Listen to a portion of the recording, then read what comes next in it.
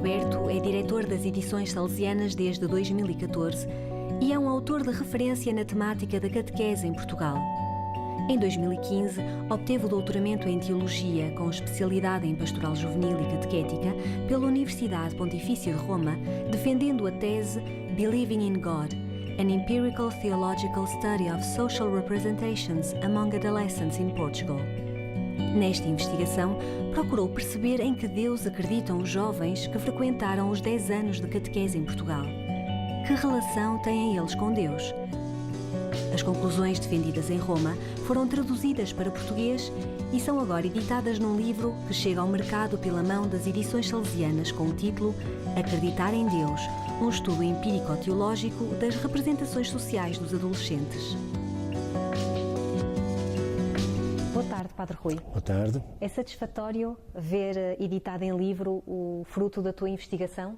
Sim, muito. Foram uns anos grandes de estudo e de algum sofrimento, não é?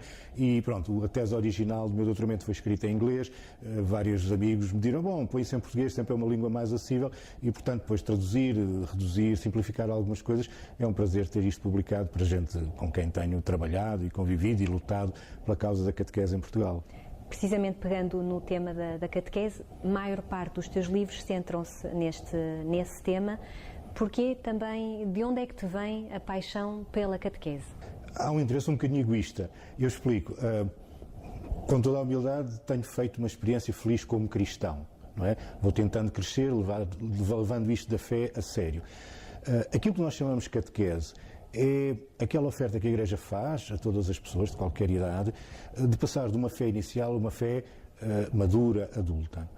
E, portanto, na medida em que posso colaborar com outras pessoas que têm esta mesma paixão que eu, aquilo que nós chamamos os catequistas, sinto-me feliz com isso.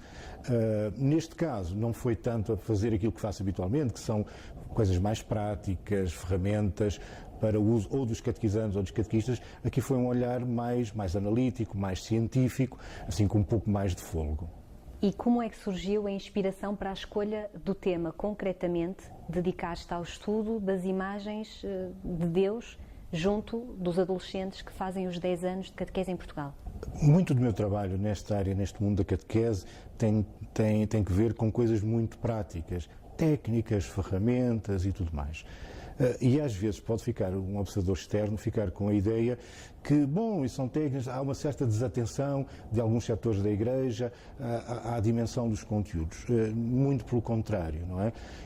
Para mim, e para todas as pessoas que levam a fé minimamente a sério, descobrir o rosto verdadeiro deste Deus que se revela em Jesus Cristo muda toda a nossa forma de agir, não é? Portanto, para mim, pensar a catequese tem que ver com o seu núcleo, que é o anúncio deste Deus verdadeiro, não é? Quando estudamos a catequese, ou seja, o tal caminho da fé inicial a uma fé adulta, a pergunta é, bom, mas no núcleo da fé está o quê? Está a fé nesse Deus. Que imagem têm de Deus? Que relação têm com Ele? Que consequências é que essas imagens de Deus têm para a sua existência?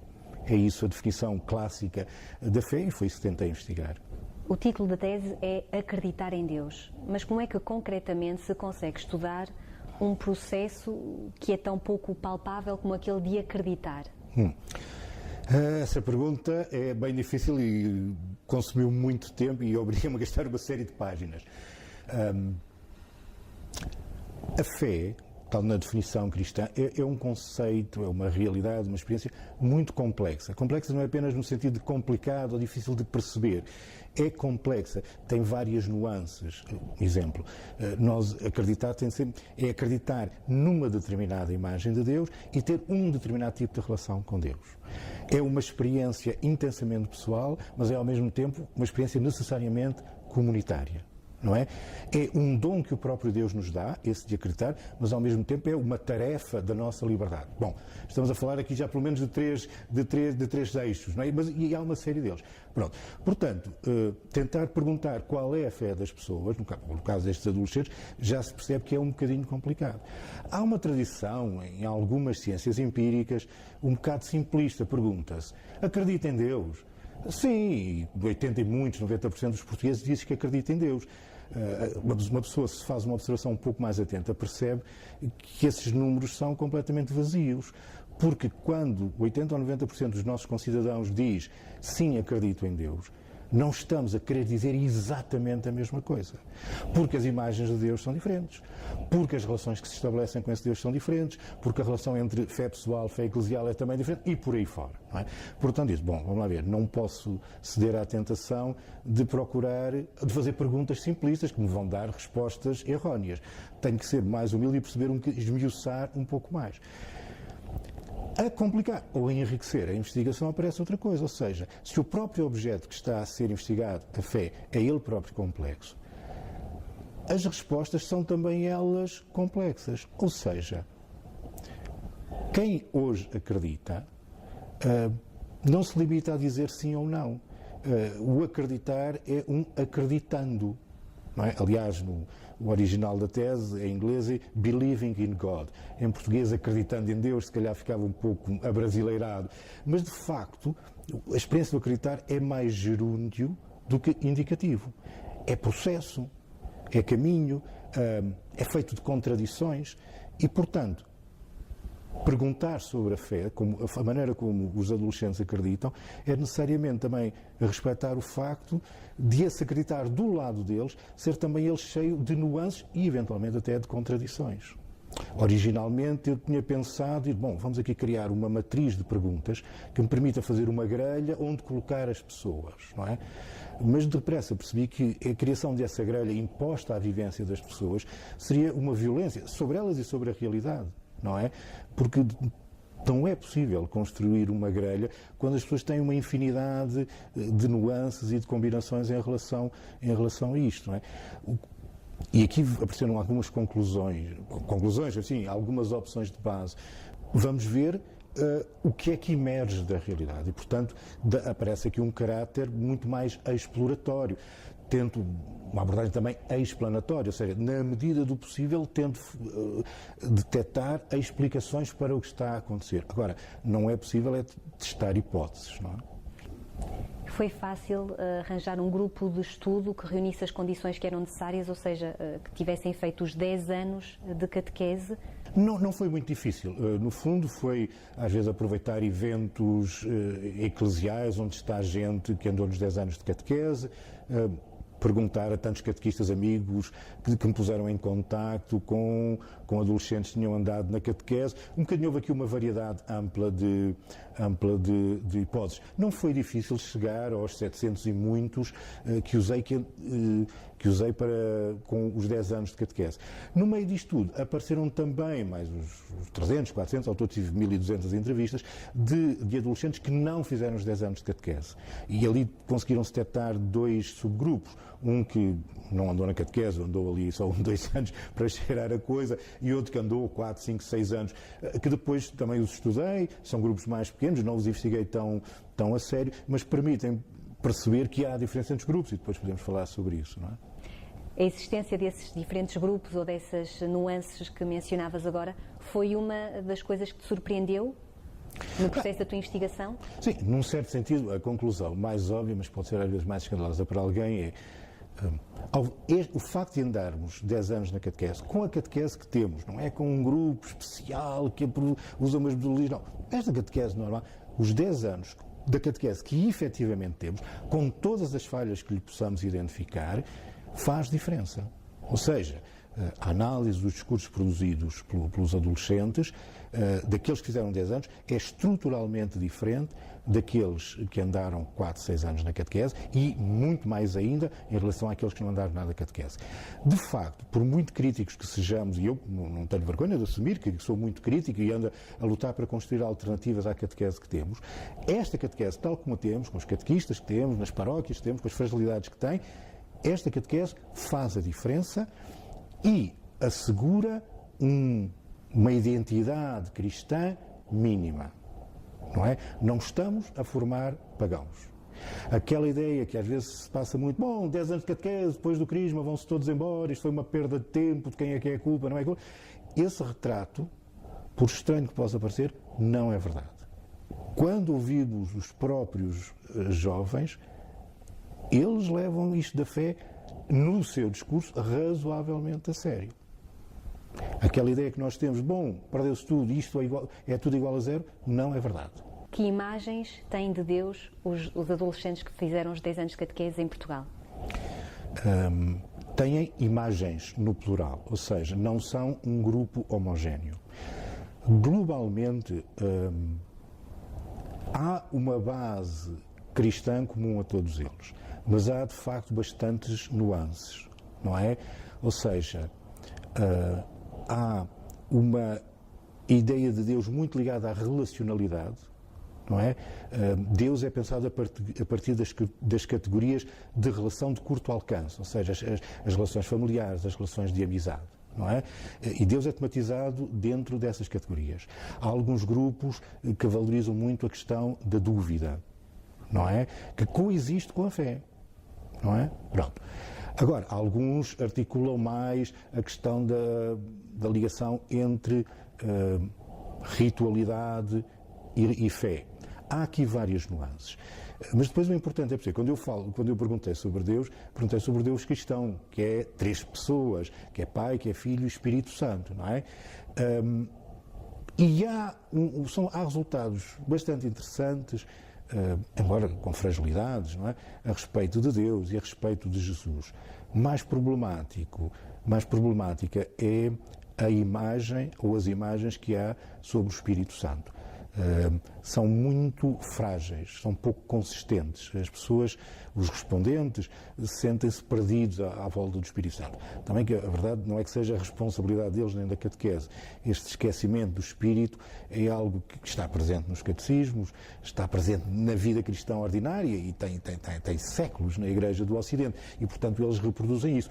Esta fé, esta imagem de Deus, leva-os de algum modo também há algumas respostas, a moldar de alguma forma os seus comportamentos. Também muito sempre dentro da relacionalidade próxima. A fé que eles têm não os leva a abordar as grandes questões sociais, as grandes questões da economia ou da ecologia. É tudo muito mais de curto alcance, digamos assim. Entendes que esta tese responsabiliza de alguma forma as instituições envolvidas na catequese em Portugal? Com facilidade, nós criamos imagens, retratos da realidade muito impressionistas. Acho que é assim.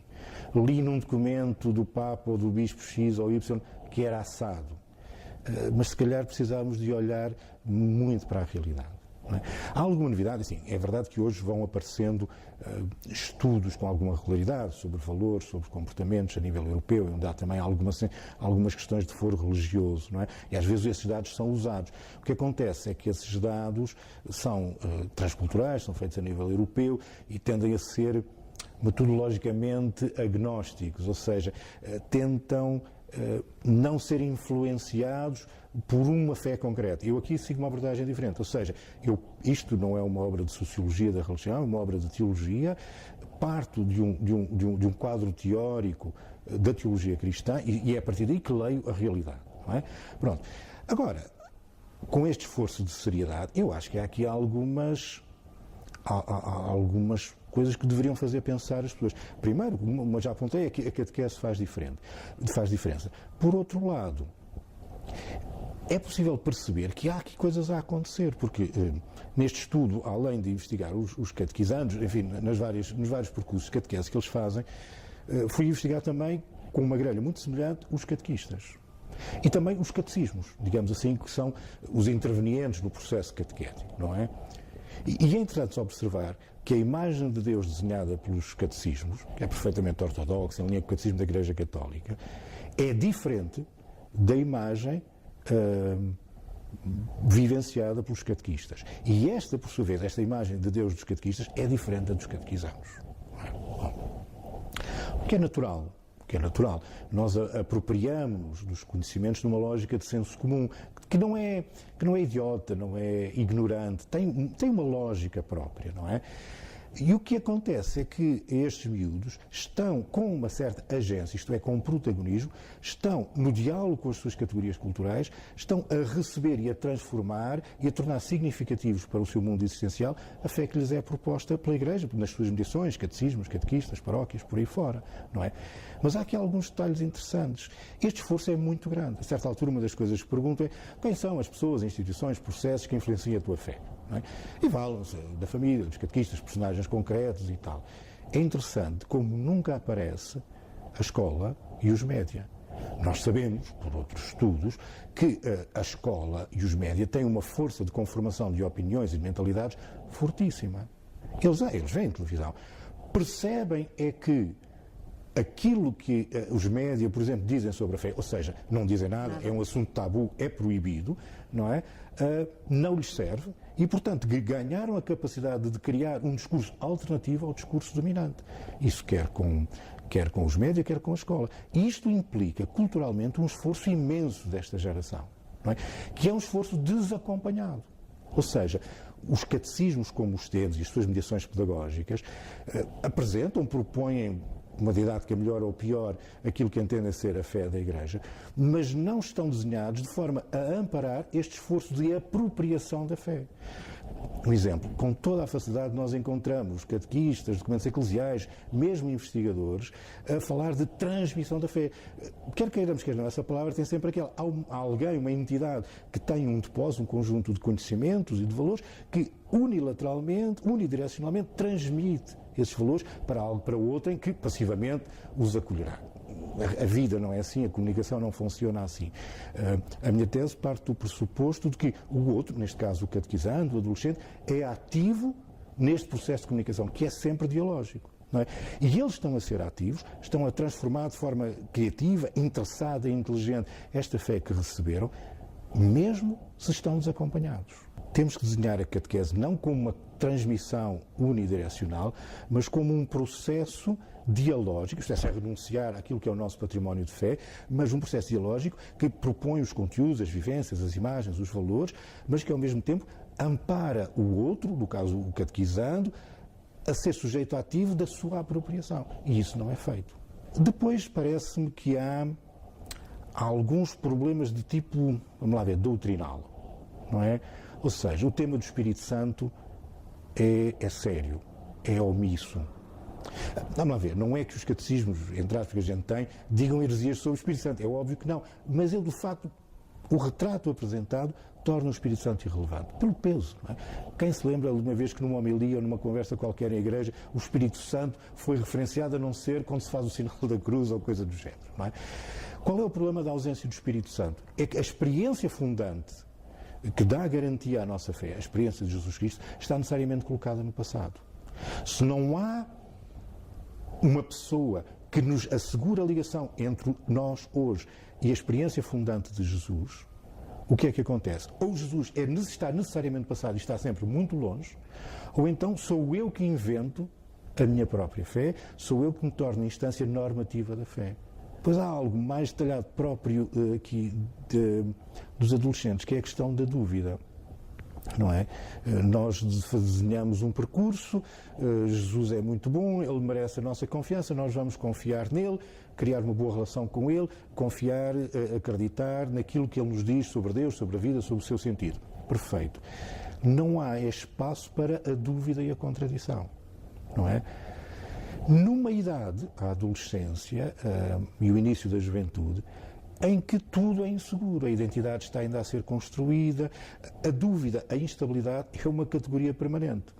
Portanto, teria que haver aqui uma síntese de fé capaz de perceber isso, não é? Depois, talvez uma outra intuição, não sei se é possível, tudo isto acontece num contexto social, ou seja, eu defendo que os catequizandos, os adolescentes, têm um papel ativo neste processo, mas eles não existem isolados.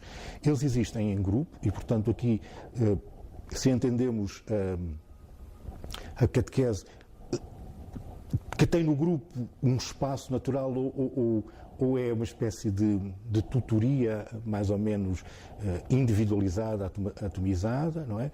Mas, além do grupo, tem que haver outros referenciais sociais, porque nós aprendemos sempre socialmente, não é? E aqui, nestes miúdos, há catequistas, há animadores, há padres. É engraçado, há um número muito elevado de padres que são considerados figuras de referência, e depois há a família. Família, eles raramente falam da família, eles falam de pessoas da família, não é? É o pai, é a mãe, é a tia, é um irmão, é a avó, é a madrinha. Ou seja, às vezes nós quando podemos usar a palavra família, mas como uma abstração, porque as famílias não são religiosamente homogéneas e não têm todas o mesmo peso. Agora, de alguma maneira, quando temos este ecossistema de família ou pessoas da família, uma comunidade eclesial com pessoas concretas, grupo, então há a possibilidade de vencer este tabu de silêncio imposto pelos média, pela escola e por uma série de outras agências que não está particularmente interessada na propagação da fé cristã. O que é que acontece àqueles adolescentes que não têm isto? Pois não são capazes de elaborar a sua própria fé e alguma coisa se perde pelo caminho. Apostar tudo num lado, é a família, é isto ou aquilo, parece-me pouco, porque mais uma vez, por exemplo, está de moda este tema de apostar muito a catequese familiar e tal. Pois, mas é preciso perceber que, primeiro, as famílias de todo em todo não são religiosamente homogéneas e posso ter o azar de ter nascido numa família que não liga nenhuma a este tema da fé. Por causa disso, a comunidade vai-me abandonar e não me vai dar outros recursos humanos para amparar este meu processo de construção e de reelaboração da fé da Igreja? Acho que seria indecente. Uma última pergunta, e em ti concretamente enquanto cristão, enquanto sacerdote, que mudanças provocou esta investigação? Bom, para já, este foi um processo de anos e é sempre um processo de obediência, isto é, estudar, isto é, ler tanta gente que reflete sobre isto em todos os cantos do mundo, ler os textos produzidos por estes 1.200 respondentes, é sempre uma experiência de obediência, isto é, que me obriga, também porque me dispus a isso, mas que obriga a escutar outras vozes, a sair da minha própria experiência. Foi uma descoberta interessante perceber que estes adolescentes estão a fazer o processo de enculturação, não é? Estão a acolher aquilo que são as mediações eclesiais, a pô-las em diálogo, em confronto com a sua cultura, com as suas vivências existenciais e estão a fazer a sua fé, não é? E isto é algo de precioso. Claro, nós podemos entender isto numa forma meramente antropológica. A teoria que eu uso como base é a teoria das representações sociais, escolhi porque descreve adequadamente este tipo de fenómenos. Mas eu creio que porquê é que isto acontece e porquê é que, mesmo assim, isto é, essa catequese tem tantas deficiências, se o ambiente envolvente é tão frágil, tão pouco estimulante para a fé, porquê é que mesmo assim ainda há resultados interessantes? Digo eu, porque este processo é mediado pelo Espírito de Deus, que não foi de férias e atua na nossa Igreja e acompanha o coração destes adolescentes a fazer esta descoberta, não é? Por outro lado, acho que era importante para mim, através dos discursos, dos livros, destas páginas todas, dizer, meus amigos, isto é, pessoas que comigo também têm esta paixão de fazer catequese, vamos ouvir o que os jovens estão a dizer, não é? Porque isso tem um valor em si. Não é criar uma normatividade eclesial alternativa à normatividade da fé. Não é isso.